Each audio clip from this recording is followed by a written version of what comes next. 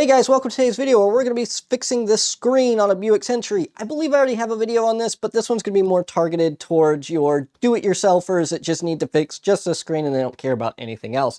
So it should be a much shorter video than my other one, and we'll get right into this. These are the resistors we're working with. They are a MELF package, and most end up laying on the floor is what that stands for. It's not actually what it stands for, but it's a good analogy for them.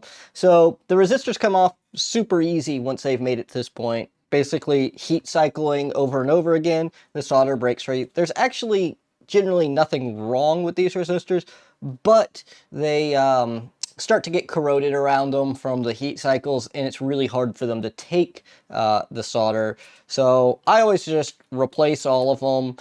You generally will have a couple of them left behind and a couple of them just completely missing because they fell all the way out of the instrument cluster over time. So let's go ahead and put some flux on here. And this is really a super easy DIY repair here because like what makes doing solder work difficult generally is not actually putting stuff on, it's taking it off, and these are already off for you for the most part. So we're just going to go ahead and clean up these pads. I'm going to use some solder wick to clean it up, but if you're doing this yourself, you can totally skip this step and instead of desoldering it, just flow some fresh solder over it. But for a professional repair, you really ought to be taking that old solder off and cleaning up the pads before you put your new components on.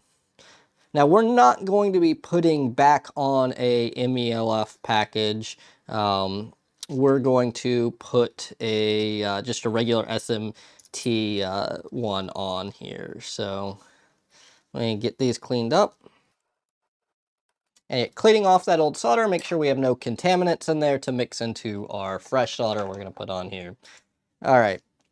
So these resistors are just 150 ohm, which is what the original ones are. The original ones are 150 ohms, and they are the 2010 package size. So minimum you would want to consider putting on here is a 3/4 watt, but I'd really recommend going with a 1 watt resistor because it is pretty close to 4 watts of power going through this at any given time. Now, going above that rating really isn't going to help you with the heat cycles that you're having here because, you can only dissipate so much heat with that surface area. So even if you go with, like, say, a 2 watt resistor there, okay, so the resistor's not going to burn up, but you're still going to have all those heat cycles. So, I mean, there's really only so much you can do for these. This is really just a design thing. They really should have had a 5th resistor on there and then gone with a different value. So that way you were spreading out your heat, you were dissipating even more, or even had done some vias to the other side of the board to help sink more heat in there. I don't know how many layers this board is. I think it's only a 2-layer circuit board, so they couldn't have used an inner layer, but they could have at least gone to the other side of the board to dissipate some heat. But nothing we can do about that now. One thing I do prefer putting on the flat package, your 2010s on here instead of putting on a new MELF. I have found that these fall off less than those do. So let's go ahead and get this on here. For doing this, really the easiest way to do it, and I know I use a lot of flux, is to go ahead and wet one of your pads.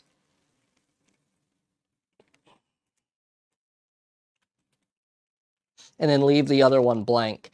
The other advantage you have of taking off the old solder is now you can actually make sure you get it nice and flat on there. If you do skip that step, you're not going to be able to get them completely flat unless you use a hot air station to put them on. Then you can push them down. So we're going to need 4 of these guys.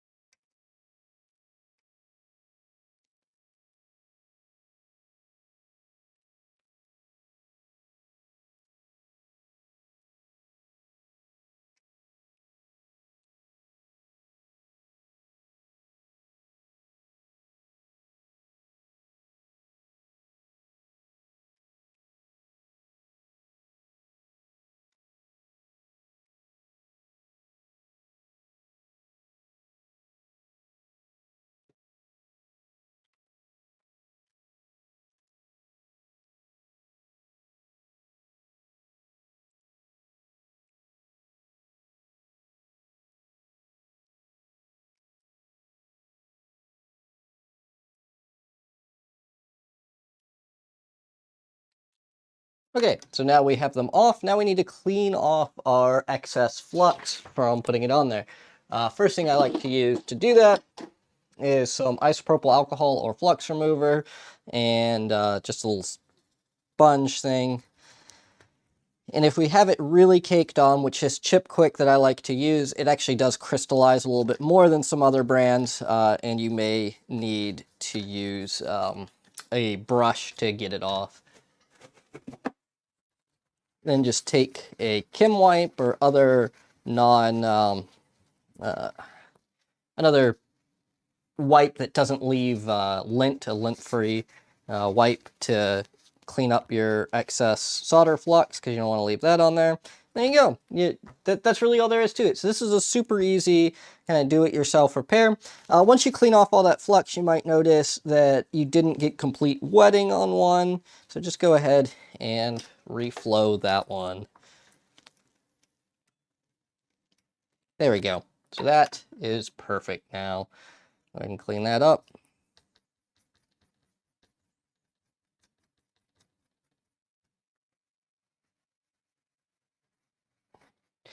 And that's really all there is to doing this repair here, is get the old resistors off, which, you know, you don't even have to desolder them. They're going to fall off, and reflow them. I actually like to also reflow these two. These two tend to not actually come off the board, but they are in that same path of the circuit.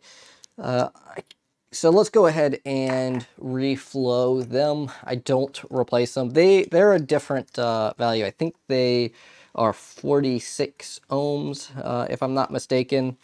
I can't recall off the top of my head, but see, this one's not really wanting to take the solder as much. There we go. Got it to take it.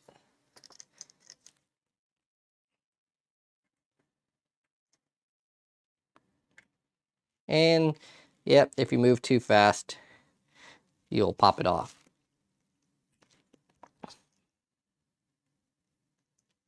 It's not taking any solder here on the top. There we go. Now it did. And also, if they're not taking solder, just add a little more flux. That'll generally take care of that for you. So that's really all there is to fixing the screen. So now we'll power it up and that screen will come on.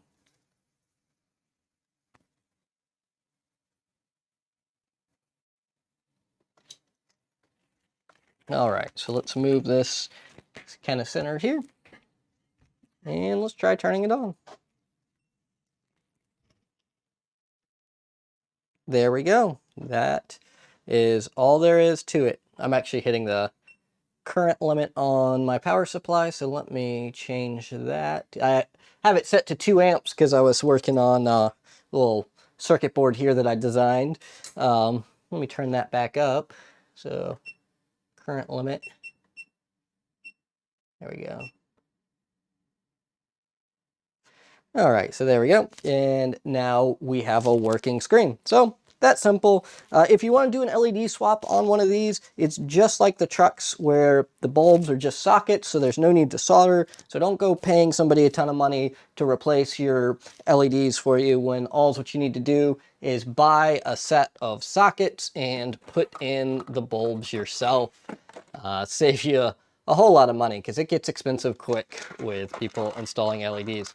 So yeah, all what you need are these little seats like this, and then you can install your LEDs. The turn signals and these guys, they'll actually come out, so you don't have to buy new seats for them. So see, they move. I don't feel like pulling them out. But these ones do not come out of their housing. Even if you bust them out, there's no actual little pads in there. They run the wire up into there to make them work. So if you want to change these out, you do have to buy these little 13 millimeter seats, and the wedge seats or whatever they're called. And then you can put your LEDs in there. And that's really all I have for this. If you're doing like a professional rebuild of one of these, you need to reflow some of these diodes around here, because they'll get cracked solder joints on them. But if you're just, you know, just fixing your own, just take care of this and you should be done. Just those, and then reflow that.